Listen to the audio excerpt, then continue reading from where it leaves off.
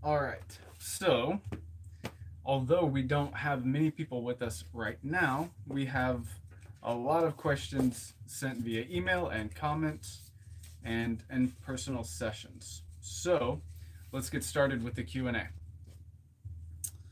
The first question is, what would I define as a god, and how do our souls compare slash relate to theirs? Is there a sort of sliding scale, or is it like a snake trying to evolve into something like a T-Rex? Paraphrasing that question a little bit, but it's a great question. I actually wrote down a small response because it was coming to me as I was reading the question. I initially wrote that I think that there are levels and degrees of being, and from what I've experienced on a spiritual level, is that we evolve as humans, soul wise. We come here to have a human experience, but we're not entirely human. And then we reach a point where we have sort of absorbed the human experience, even if just for the time being. And once that happens, we ascend or descend depending on the next part of our evolution, you could say. But we do have work to do here. So I'll get a little bit more into what I mean by all of that. I think that our souls compare and relate to the gods via a sort of it is a it's a bipartisan relationship, I think. There were gods, so to speak, before humans perceived them. And then as humans began to perceive something like gods, we started perhaps creating our own, which creates an interesting relationship because then are the gods evolving the egregores that we've created? Are they stepping into their boots? Are they working in unison with them? I think it depends on the type of god. I think it depends on the type of egregore. I think it depends on the type of culture. So, for instance, if we were a very primitive, so to speak, tribe who had the capabilities of hunting, making fire, and collecting fresh water, just to keep it simple. We have a hunting god, a fire god, and a god of water. The second that we say the god of fire is right here in front of us physically, we have detached from the primal essence of fire, and we are now associating with something more material. So, therefore, we would interact with the god of fire through rituals and ceremonies involving fire, through appreciating fire, and through perhaps revering it in symbolic ways, like on cave paintings, maybe tattoos, things like that. Now, if we go into a connection with that force via shamanic or sorcerer esque means, then we can sort of bridge the gap between those two. But I think that if the closest thing that we have to the connection of the god of fire in actuality is the fire before us, then I think that the god of fire would interact with us through that fire, so to speak. Same with the water, same with the hunt. The god of the hunt, so to speak, would interact with you based on your success via your capacity to understand what hunting is and means and what it entails. So, we, I believe, affect the gods, and I believe that the gods affect us. I believe that the gods exist in actuality externally. Gravity is a god. Fission and fusion are gods. But I believe that those forces also live and breathe within us as well, and they can manifest within us. But then I believe that there is also a somewhat intermediary, you could call it an egregore or a thought form or a demigod, but it's something that interacts between. between those existences, those levels, degrees of existence, so to speak. Very, very, very good question. I don't think I've answered it all the way. I don't know. I don't know the answer. But I think that the analogy of the snake and T Rex was very, very elegant, very, very poignant perspective. I think that's a good way to think about it. And there was a connotation of, like, is the snake just doomed to strive to become a T Rex? Well, the snake can become the T Rex, just not, it doesn't want it so badly that it wakes up as a T Rex one day. Time, time has to come into play, and evolution and things like that. Excellent question. All right. The next question is also a very good one. What do you see as the most active / primary principle in magic? Will, belief, spirits and forces, surrender, etc. For me, I think that the will is sort of the primary, how did they word it, active primary principle. Because to me, belief and technique, technology, symbolism, that all seems to be an extension of the will to some degree. And we can get into semantics of belief and will, but I think, just to put it simply, I think will is the defining factor. Now we can get into surrendering to your true will and all of that stuff, but I think we'll keep this one. This is just a sort of warm up live stream Q&A, so we'll not get too deep into too many of the questions. We'll just sort of we'll get as deeply into them as I feel like we should, I suppose. All right. Yeah, but I think will sort of all belief, the technology, the techniques, all of that is sort of a tool of the will. So yeah, I think that's how I would answer that question.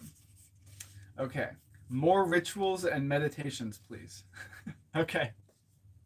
All right. We will try to get more rituals and meditations going. Any books on sigil craft? Okay, so there are plenty of videos on the channel about sigil craft already. As far as books go, I mean, anything by Austin Osman Spar, but Philip Cooper has a really short book called Basic Sigil Magic that's really good, and it also has a really cool ritual called the Sun Moon Centering, the Cosmic Sphere and the Four Gateways of Power. Well, that's a section, and then it gives a ceremony for that. So that's also really cool too. And then I just reviewed Robert Podgorski's The Sacred Alignments and Sigils a few days ago. I haven't released the video of it yet. It's post dated, like a lot of videos are. But those are two really good books on creating sigils. Yeah, other than that, just keep it simple. When it comes to sigils, start small and do something that is believable and achievable. Okay. What are your favorite books? Oh boy. Okay, so I read a lot of, like, fiction. I tend to think of fiction as subjective and nonfiction as objective, just because there's some fiction out there that is real. It will affect you at a level that is more visceral than any, maybe not any, but a lot of history stories. So some of my favorite books. Okay, so as as far as nonfiction goes, I really like Prometheus Rising. I really like the Mystical Kabbalah. So Prometheus Rising is by Robert Anton Wilson. Mystical Kabbalah is by Dion Fortune. Um, Trying to keep it pretty middle path here. Um, Fiction wise, I really like the Abhorsen trilogy, which I read in my adolescence and reread again as an adult, and there is some really cool magical stuff in there. Um, Maybe not mainly, but one of which is the idea of free magic and charter magic. Um, I'm not going to get into that. If that sounds interesting to you, read Sabriel, Lyriel, and Abhorsen. It's a trilogy by Garth Nix. Very, very magical. The way that he describes magic, the way that he places you in the perspective is so real to my experience, and perhaps because I read it at such a young age, it helped generate my experience. But it's a very good series. Other books that are my favorites. I mean, geez. Um, there's a lot. A lot of these I've read multiple times. Um, yeah, off the top of my head, I don't even know. I don't even know what my favorite book is. I'm sorry. Um, Perhaps I don't know. I'm gonna move on. I apologize. There's just so many good books out there. I can't really choose like a top five or anything. Oh wait, I have this list over here called the Desert Island Dozen that I completely forgot about, and something just tapped on my shoulder about. These are the dozen books I would recommend most of the time. The Candle of Vision by George William Russell. Liber Null and Psychonaut by Peter Carroll. Kabbalistic Tarot by Robert Wang. Astrology, A Cosmic Science by Isabel Hickey. Scrying on the Tree of Life by Cicero Regardi. The Shadow Tarot by Linda Filorio. Kabbalah, Qliphoth, and Goetic Magic by Thomas Carlson. The Night Side of Eden by Kenneth Grant. The Red Book by C.G. Young. The Mystical Kabbalah by Dion Fortune. Planetary Magic by Denning and Phillips. And the Hermetic and Alchemical Treatise, or writings of Paracelsus or Paracelsus. So those, they're not necessarily like my favorite books, but if I had to choose 12 books to bring with me, those might be the 12 that I choose. Moving on. Do you do spell work for hire? Yes, I do. I also take clients. Who are your matron slash patron? I don't. I don't think of it that way. Um, and to me, it's a really slippery slope because like, do you even choose your matron and patron, or are they just sort of indicators of your true self that manifest in a dynamic way? It's There are entities that I work very, very closely with and have worked very, very closely with for a long time. And the other thing is do you even discuss this? Do you even discuss these types of things? I would say the entities that I have worked the most with for the longest are Thoth and Hecate, or Hecate, or Hecate. Thoth and Hecate are the first two deities that I worked with. If you want to call those my matron and patron, you can. There's also two other entities that I've worked very closely with over the last few years. Because I've worked more intensely with them, you might call those my matron and patron. It's hard to say. Um, Moving on. Do you believe in ghosts? And have you had any experiences? I don't know. I had some pretty weird things happen when I was a kid. Um, and it still happens to me sometimes as an adult, or like I wake up and I see these like suspended wisps that are just sort of billowing in front of me. And after about 2 or 3 seconds of focusing on them, they just like collapse. I don't know if it's phosphenes. I don't know if it's DMT. I don't know if it's an actual entity like breaking through. But I think if I ever did see a ghost, it would have been when I was about 5 years old. And I woke up in the middle of the night. My great grandma, whom I lived in the same house with and spent most of my time with, had just passed away. And in that week, I woke up in the middle of the night and there was this green floating energy. And I looked over at the clock, and it was coming from like the direction of where her room was, like it was coming through the door. And there was this green glowing energy that was like, I mean, it was so close to me. It was closer to me than than it was to anything else in the room. So I very much felt like it was trying to interact with me.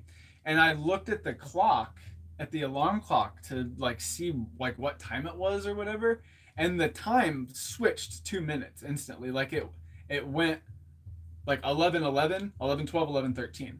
And when that happened, I looked back at this weird green gaseous glob, and it collapsed just like the other ones do. So I don't know if that was a ghost. That might be the closest thing to a ghost I've ever seen. Moving on. Okay. What do you think about ETs, Bigfoot, ghosts, and paranormal shows? I don't know. I think a lot of that is just subjective experience. Okay. Do you agree slash believe in cultural appropriation? That's a slippery slope. Where would any of us be if our cultures didn't share things, but at the same time we have to respect, like if there is a culture that exists and has existed for a long time, and they have a ceremony where they walk a stick around a fire and they call it something, and they're doing it a specific way, and then you see that from afar and you're like, whoa, that was a powerful ceremony, but you didn't get any of the language, you didn't get any of the symbolism, you didn't get any of the philosophy, and you just go home and you're walking a baseball bat around your charcoal grill and you're calling it the same thing that they called it. Well, it's not really the same thing, is it? Moving on. How do you feel about animal sacrifice? Okay, so define sacrifice. I think they mean for like ritual purposes. I don't recall ever doing any animal sacrifices, except I put something out of its misery one time and sort of used that ritualistically because it was already happening. I'm not sure if you'd call that an animal sacrifice or not, but there was something that had been run over on the side of the road, and it wasn't going to get any better, so I put it out of its misery. But I think that it depends on what you're doing. Like, are you doing it to be a hard ass? Like, or are you doing it because it's necessary? Like, I think that matters. I think that really does matter. Intention is 9/10 of the issue. I say that all the time. I believe it. Moving on. How do you feel about blinds and traditions? That's a great question, too. I think blinds wouldn't be necessary if the information were more protected, and or if the gurus, mentors, yogis had more discernment. I think discernment is a perfect counterweight to a blind. That is the blind. If I know that this person has anger issues, and if I teach them how to do a lot of baneful magic and that's it, well, it's probably going to lure them into that. And I should have known better, because whether or not that's what they're meant to be doing anyway, you should at least help someone balance. You should at least help someone be able to do more than just one type of thing that they're going to obsess over. Moving on. What's your opinion on using a circle? Fucking great question. Circles are for more than just protection, okay? I don't care how badass you are or how many fucking demons you've had inside of you at once. Circles are also concentrative. They help you cull and concentrate your energy. Protection and safety and all that aside, we can talk about that later.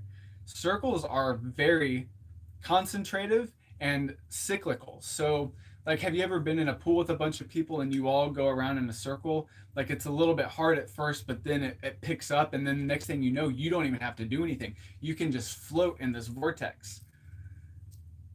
Circles are very powerful. I love the use of them, and I love the use of geometry and ceremony in general. Moving on. What's your favorite working style? It depends what you mean. What is your favorite working style? So most of what I do is like healing for other people, or like divination and path working. That's the most of what I do, and I use the term divination loosely. When I think about divination and like tarot cards and runes and stuff like that, I think about it like a complex Rorschach. Like when you're looking at the card or you're looking at the configuration of the runes, they're a vessel for you to like pour the contents of the back of your mind into, or a way for you to focus all of your facets on one point. Um, so divination, I use that term loosely, but most of what I do is healing and counseling, or path working, lucid dreaming, astral projection, stuff like that. Um, I teach a lot of sorcery, but most people would, maybe not most people, some people would call more what I do shamanic, but I think of myself as a ceremonial scientist.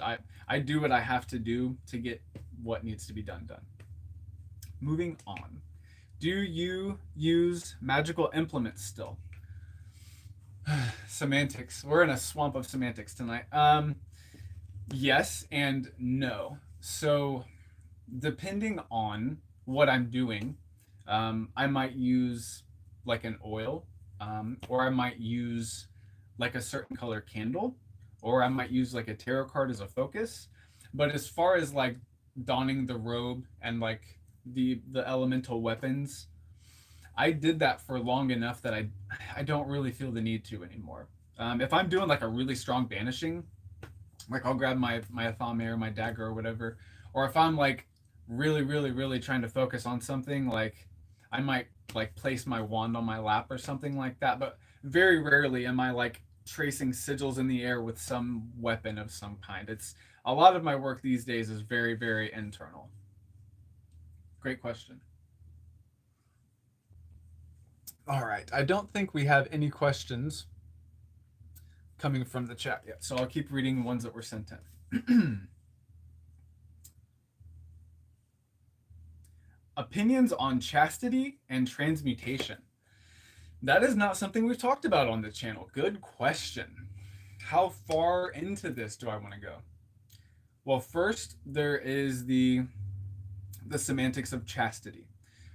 Some people define chastity as no copulation, no sex whatsoever. Some people define chastity as sex without release. Some people define chastity as, well, as long as it's like for ritual and like with a special person. So my opinion is that chastity is a very blanket term in today's culture, but I think that it's important. I think it's important to be able to control yourself and your urges and your impulses. And I think that most acts of creation are very sex-like. So the more ways you practice chastity, probably the better. But as far as transmutation goes, I don't think obsessing over anything is healthy. So if you've got like a really strong working that you're wanting to do in like a week, yeah, conserve your force for sure. But like as far as like trying to go as long as you can, like most people are going to cause blockages and obsessions by doing that. Now, there is something to be said about conserving when the moon is in your sun side, according to a lot of traditions, but I don't think we're going to get that deep into it. I think it can be useful. I think chastity and transmutation can be useful, but I think any obsession is unhealthy. Okay. Ways to create a servitor or thought form. Oh boy, I got to be careful here. Okay, so most people's desires become thought forms and servitors at a low level, at a subtle level, at a weak level. Now, depending on who you ask, that low level entity is empowered each time you think about it again in the same way. So, like if you have the desire to get a new car, every single time you think about it, that desire is going to get fed. It's going to get stronger and stronger. But if you're wanting to do it intentionally, if you're wanting to do it like with something less material, or you're wanting to do something more complex, sigils, visualization, uh, breath work, energy work, gesture, finding a way to focus and give the, you want to identify and then abstract. So identify what you want the task of the servitor to be, and then you're going to abstract what the qualities of that are. So is it going to be a strong thing? Is it going to be a quick thing? Is it going to be wise?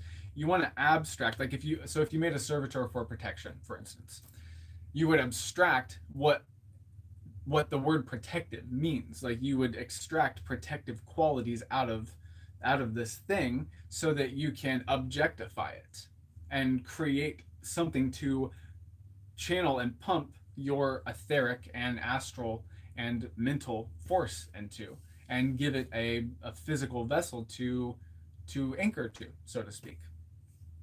That is a quick way to explain it. All right. Can you tell us about the sword in the corner? Sure. Oh, my grandfather gave me this sword.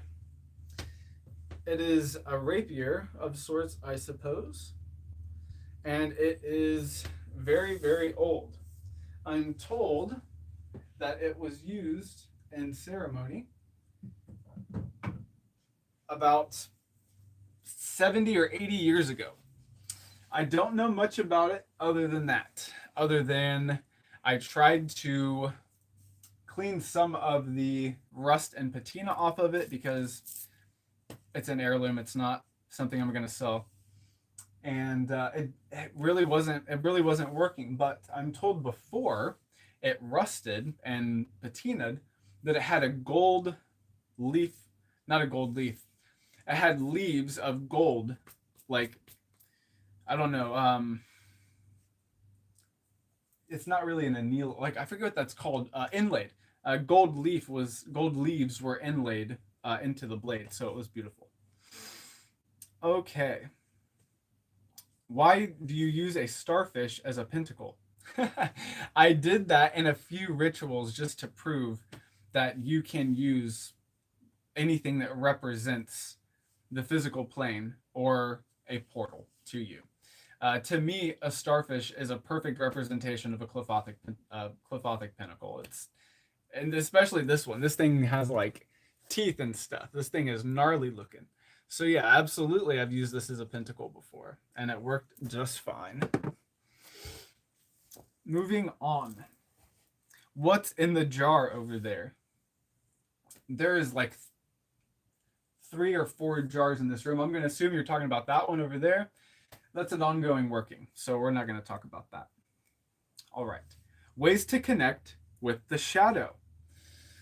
Great question. The shadow is related to repressed, neglected, and undesirable concepts, actions, motives, and beliefs. So, if you want to connect with your shadow, which I assume you're doing so for integrative purposes and not baneful purposes, then I would get in touch with the things that make you say ick, and with the things that you've done that make you just want to bury your head in the sand. That's a good way to get started. Another way, look at the things that drive you crazy that other people do. We often project our own shadow onto other people. Another way to connect with the shadow is, people hate that I say this, but you can use the cliff off. You can use the tunnels to connect with your shadow. And the reason that I talk about this, I don't necessarily suggest it, but the reason that I talk about it is because it's a sort of, it's a gradual decline into the shadow, as opposed to just sliding down a slippery slope into the pit of, how far does this go? I don't know. Let's find out.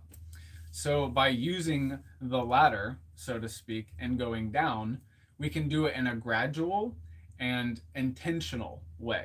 especially the more you study about the shadow and the more you study about the Qliphoth and the Sephiroth and all of that, the more you study about those things, the more you can essentially program yourself to allow those things to come through those portals to you. Moving on. Getting started for a beginner. Boy. On shadow work or getting started in general? If you mean in general, I think you're a little bit in the deep end on this channel. But if you mean to get started in general, start with meditation. And by that, I mean being able to control your own mind and breath work. And by breath work, I mean at least practice a square breathing, at least practice a fourfold breath that is like perhaps a 2-second inhale and then a 2-second inhold and then a 2-second exhale and a 2-second exhold. That's the most magic most people need to be doing right now, honestly. If more people would do less casting, they would get more of what they want. Because all they're doing most of the time, if they're casting from an unbalanced place, they are stirring up their elements for something that they might not even want by the time they get it. And two, their elements will continue changing over time, so they might not even recognize that it's there. They might misuse it. So just start with meditation and breath work. If you're talking about where to get started with the shadow, I mean, read Jung, obviously. That's where the whole concept comes from. The Red Book is really good. You can also read, just start there. If you want to know about the Jungian shadow, then start with Jung.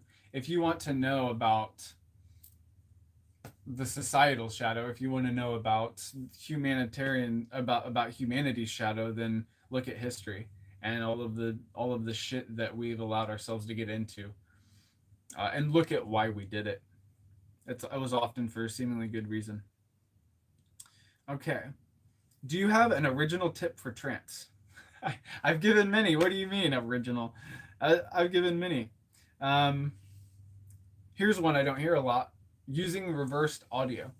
So you can use like a reversed sound of a ringing bell. You can use the sound of your. So this is something I've done before. It sounds crazy, but it works. If you record yourself speaking a short phrase and you find a way to reverse it, okay? And you memorize or you learn what it sounds like reversed, and then you speak it that way, and then you reverse that in the program so that it's back around, it gives it such a freaking eerie quality that you're either going to feel, you're probably going to feel a pull one way or the other. Let's put it that way. Other tips for trance. I mean, it depends what kind of trance you're talking about. There's beta, there's alpha, there's theta, there's so many different levels of trance. Look into rainbow meditation and learn how to follow the rainbow down. That's another way to do it. You can use the music scale. All right, there's some original tips for you. A little yahoo. All right, thoughts on Linda Filorio's tarot? I love it. I think they're uniquely. I was just saying this earlier to someone. The Goetic sigils and the Shadow Tarot have this sort of like auto. I think they're called auto stereograms. They have an auto stereo quality to them where when you look at them, there's an image, but if you look through it, like another image comes out of it, or the image becomes 3D. And I think that says enough in itself. I get chills just thinking about that. I love it. I'm glad she made them. I have the book, and I have a copy of the cards. I guess I won't show them here live, but yeah, very good. Moving on. How long are we getting on this now? We'll go 20 more minutes, maybe 15. Ways to make your spells more powerful. Spell power is not really a focus of this channel. This channel is more for enlightenment and instructory purposes, but learn to concentrate, learn to focus, learn breath work. Most people, you've probably heard where attention flows, energy goes. Most people lack spell power because, oh, we've got a question here. Belial is the god of earth. Well, I will finish this question really fast. Um, if you want more quote unquote spell power, learn to focus and learn to concentrate and learn better breathing, learn how to bring in more energy. Okay, Belial is the god of earth. It depends how you mean that. So, where Belial means worthlessness or worthless one, you could look at this physical plane as essentially worthless. But I've never heard anyone describe Belial or Belial as the god of earth. Um, typically, that's someone. It's typically either Satan or Moloch or Mammon, deities like that. I would love to know why, if you think that, or if you're just asking it out of curiosity. I'll go to another question while we wait. All right, grounding techniques and how to recognize if you're grounded. So one of the best grounding techniques that I typically teach is just to feel the weight, feel the gravity of your body, feel your bones in your body. Another thing that you can do is feel the breath as it enters your nose, and you can take long or shorter inhales than exhales, and that will sort of calm you down if you are too excited. All right. What defined what magic means to you? That is a great question. So, for me, first let's define magic. To me, magic is the art and science of causing a causing an affinity between internal and external fields. We'll say that. What defined that for me was, I guess, physics, mathematics, psychology. I consider myself to be a ceremonial scientist. So most of this is based on either natural philosophy, like the elements that aren't really the elements, but the elements and um, things like that, or I mean, just fucking physics. Like looking at looking at the quantum realm is extremely magical for me. But perhaps also books I read when I was a kid, movies that I watched growing up.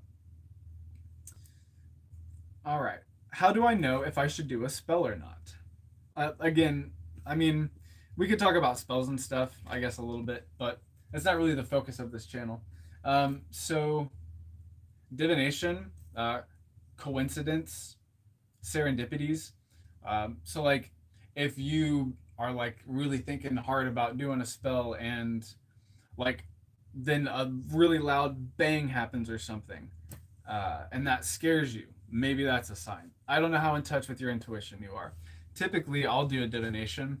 I'll either throw some bones or some stones, or I'll pull some cards, and I'll get a vibe. That typically does it for me. If you don't know if you should do a spell or not, you probably shouldn't, is the short answer. All right. What are your favorite forms of divination? So it depends. I typically go to cards because they're just so there's so many levels to them that you can really, really, really get a good reading. I like runes as well. I cast runes, especially for clients because they like to change up from the cards a lot. I also have a silver coin that has a very special entity on it. It's made of silver. I will flip if it really is down to like a should I do this or not. I don't like pendulums for divination. I will use a pendulum for like other things, but not really for divination. But yeah, I'll flip a coin. Cards. Yeah. What else do we have? Other channels that I would recommend. I actually, in the community posts, I have a post that recommends like a dozen channels. Check that out. Do you have some tips for minimalist magic? That's an excellent question too.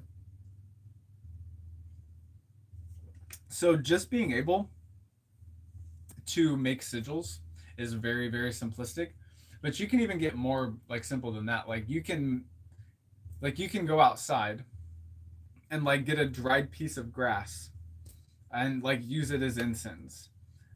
You can make you can like perform a ceremony with a pen and paper, like actually draw your temple out and ambulate yourself around the temple with a pen and paper and draw the ceremony happening.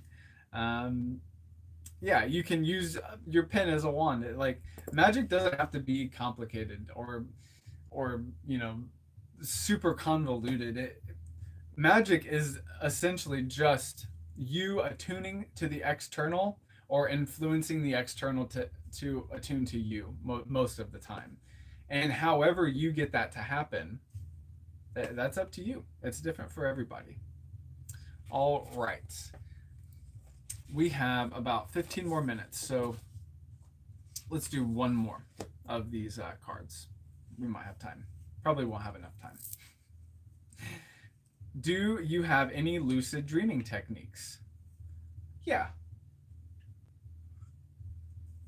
The first thing is you have to be able to recognize when you're in a lucid dream.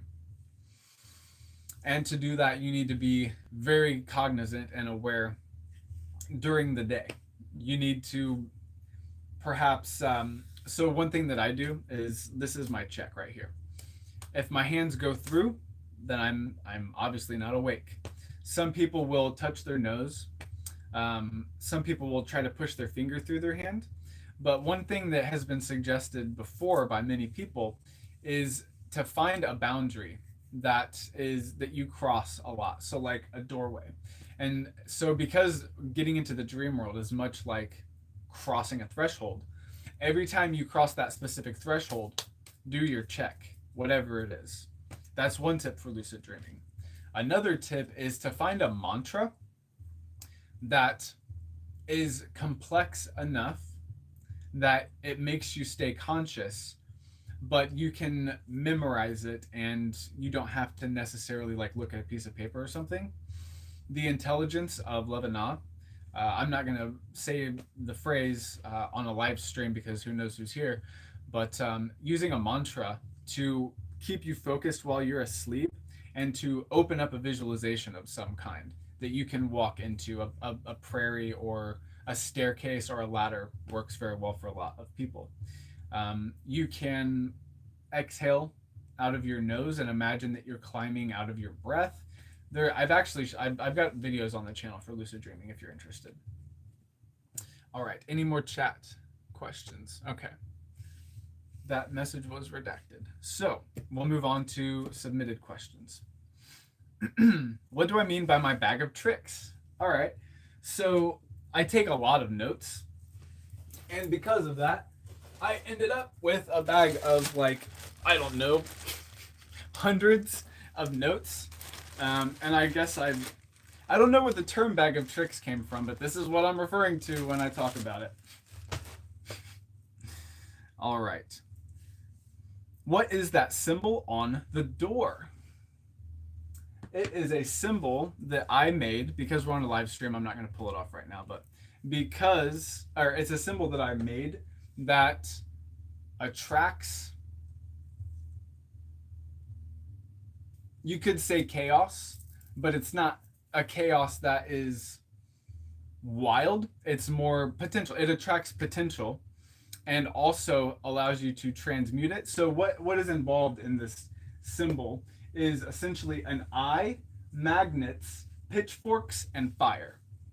So it is to attract things that you are trying to become aware of and to transmute what happens and to keep away what is more than you can handle. All right. Trance techniques that you can share with us. I mean, again, rainbow meditation is really good, or walking downstairs or upstairs, but box breathing is really good too. Another thing I can suggest is if you cover your eyes with your hands or with your fingers, and you cover your ears with your thumbs, the warmth of it, and then also you can like lay it on the ground and do this. The warmth of it is very lulling and soothing, but the fact that you have to keep your hands where they are, like, sort of puts you in a very acute focus, so you don't fall asleep. And once you turn your senses inward, that's essentially where the magic happens. What is your favorite type of offering? So the most common offering I give is incense or candles, I guess you could say. But the my most favorite offering to give is rice that I have infused with with a tea. So like I will like take some rice or some oatmeal or something like that, and I'll actually make a tea with herbal correspondences to whatever that deity is, so that the grains absorb that, and then I offer that. That's not something I've ever heard anyone else talk about. How do you feel about astrology? I don't like horoscopes. Um, it's like it's useful as a meditative tool, but astrology has kind of died because people took it to surface level. They were too shallow about it. When you are talking about astrology, we're talking about subtle forces, and they often don't interact as cosmically as people act like they do. One, two, when we're talking about astrology, like you've got more than the sun sign to consider, and that's all people ever talk about is their sun sign. But you've got your sun sign, you've got your moon sign, you've got your rising sign, then you've got the environment you were raised in. Astrology is useful, but it's not a, I don't think it's like a perfect science. You know what I mean? Moving on. Do we have any questions yet? Nope. We'll go back to the submitted ones. Are you in an order? And could you explain? I assume they mean like explain what order. I'm not in any formal orders. I had been before, but I am not anymore. The reason that I left was for personal reasons. I was very sick and ill at the time, something that has come about at multiple points in my life because of something that I was born with. And it wasn't the right time. So I ended up leaving, but I left on good terms so that I could rejoin if I wanted to. I just haven't felt a calling to. What is your magical philosophy? Uh, so I try to simplify things. I think about my magic as like black, green, or red. Um, Black is like banishing, green is like blessing, and red is like baneful. Most of my work tends to be in one of those categories. You could call it black, white, or green, uh, black, white, or red. It's just the idea of colors. Do I know Cain? Well, it depends what you mean by that. So, if we're talking about Abel's brother, it depends what you mean by no. If you're talking about Espen Cain, no. It depends what you mean. Do I know of him or do I actually know him? I would say at a archetypal level, yes, I know Cain. We can talk more about that if you'd like to. Okay. What are some cleansing protective what are some cleansing and protective rituals or spells? Oh boy. I mean, mantra is a really good protective force. Visualization. There's something called the mirror egg. If you imagine yourself sitting inside a mirror egg, and you can just use a mantra like return to sender, or if you have a twilight tongue of some kind, you can uh, reverse that energy. Um, there are angels and demons and jinn and elementals that will help with stuff like that. But most of the time, just being wise and not sticking your neck out farther than you should is going to be protective enough. Cleansing. So I mean, there's like incense, there's like salt water, stuff like that, but mantra is really powerful for cleansing. Incantations, but hygiene, magical hygiene. Like, get a soap that has some kind of herbal or oil correspondence in it, and invoke or evoke a spirit or a force, or use a prayer while you're washing. Um, yeah. Have you ever astral projected? Yes. Yes. So astral projection is, it depends what you mean by that. First, I guess I should have asked what you meant by that, but the idea of astral projection, I experience as a more profound level of lucid dream, you might say. And I experience a lucid dream as a more intense path working, you could say. So, have I? Yes. Can I give some techniques? Mantra and talisma. Create some sort of talisman and find some sort of mantra and experiment with that.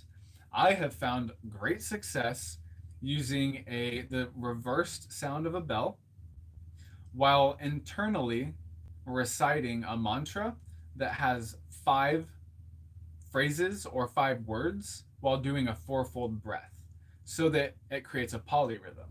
So when you begin the mantra, you begin on the inhale, but then as you work your way around, the next time you're saying that one, you're not inhaling. You're doing a different part of the breath. And this has it keeps you very focused, but it also sort of, I don't want to say it dissociates you, but it separates you. Moving on. Do I think meditation is important? Absolutely. Yeah, absolutely. Dr. Zero, hello, hello. You pumped out a lot of videos really fast this week. They are all post dated. So I'll record like a bunch of videos, and then if I record 3 videos in a day, I'll just post date them 3 days. So it allows me to catch up. All right. Hi, and did you get scared the first time you achieved astral projection? Welcome, welcome.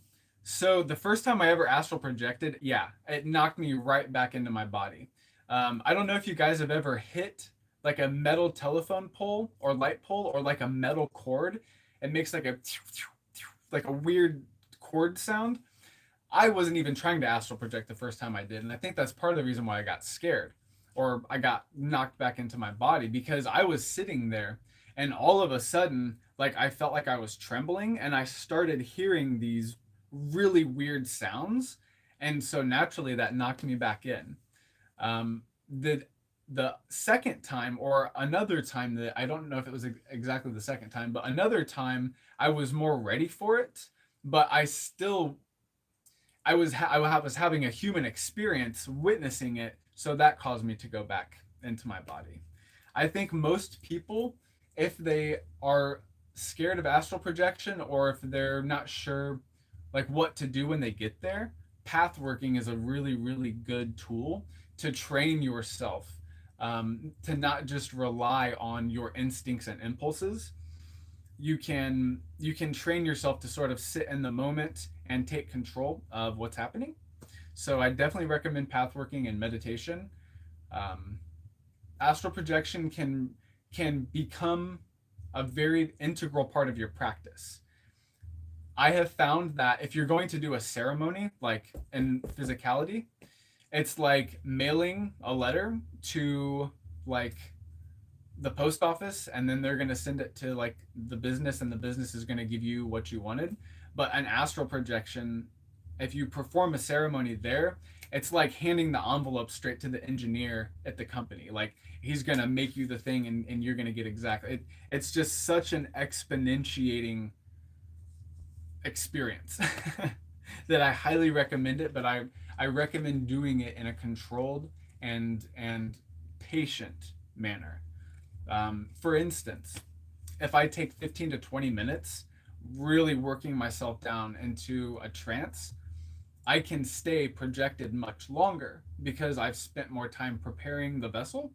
But there's this like new technique that I've been working with where I can get out in like 3, 4, 5 minutes, but I'm much less capable of staying out because I didn't take as long to attune. It's hard to explain, but anyway, thanks for the question. I appreciate it. All right. Beginning tips for the night side. Phew. Learn your correspondences and learn your philosophy. Study the day side if you don't want to just jump into the Cliffoth and all of that. So I have a great way of describing things. Thank you. I appreciate that.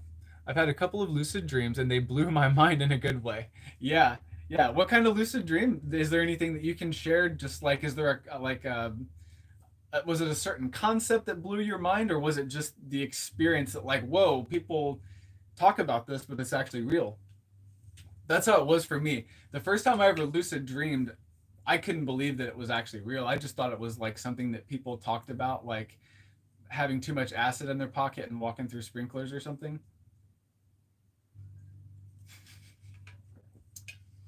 Okay. So, beginning tips for the night side: learn your correspondences, learn to meditate, and I would say train subtle senses, which is actually a question I skipped. Ways to increase subtle senses. So, we're talking about clairvoyance, clairaudience, and clairsentience here. So, I always recommend starting with clairsentience. This is personal preference, but this is why. If you train your clairvoyance first, entities can appear, and any one entity can appear in a plethora, in a multitude of ways. So if you train your clairvoyance first, there's no guarantee that you're actually going to know what you're seeing, okay? The same is true for clairaudience. A spirit can tell you anything that you want. But if you develop your clairsentience first, you will know the feeling that is being expressed and portrayed by that entity. And you also will know when you're being messed with and when you're being manipulated. Let's see. A voice was telling me to focus and try things like touch, eat, smell, and the Seeing 360. Don't know who the voice was. Higher self, subconscious. That is, that is such a great concept, because I have heard two distinct voices. One is like a mid-tone reverb, like booming voice that typically is just like one or two phrases. It's very brief. But then there's this like low, like gurgling, frothy voice that will speak very slowly and very drawn out. So one might be the shadow, one might be the daemon, like the Socratic daemon guardian angel. I might be crazy. I don't know. But I'd be interested to know who that voice was too. And it's cool that it was instructing you. That's very cool. Have you been able to do that since then? Have you tried going back out since then? Let's see. Is the alchemy series still coming? Yes. But if you want to know about alchemy, just a basic, if you want to practice spiritual alchemy, just work with the elements, the four elements. So fire is calcination, and this relates to the breaking down of what you perceive to be yourself in your practice, even, or your beliefs. And then water is dissolution. So once you have abstracted these principles that make you and your practice up, you can sort of and dissolve into the concepts themselves or into the sub or unconscious mind, at which point wind and separation occurs, and you can begin to separate these different concepts. And then earth is conjunction. You take the concepts that are relevant to your future purpose and you consolidate them. It's very, very simple alchemy. There's somewhere between 3 and 40 steps, depending on who you ask. But that's the basic one. Let's see, they were both spontaneous, but sparked my interest in consciousness and reality. I bet.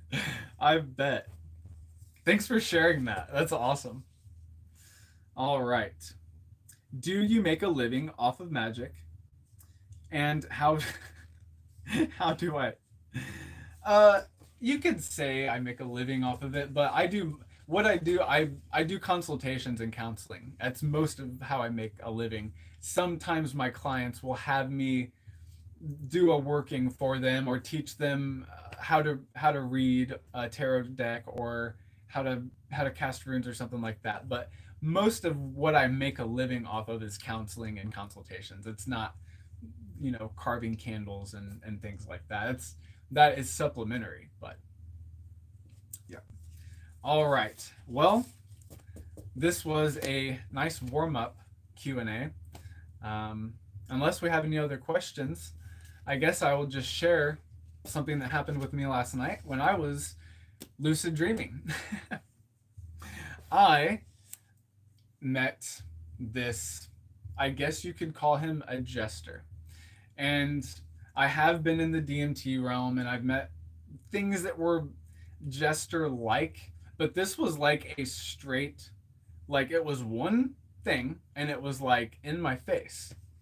And he called himself Giovanni, which I almost didn't even tell anyone because like it's such a common name.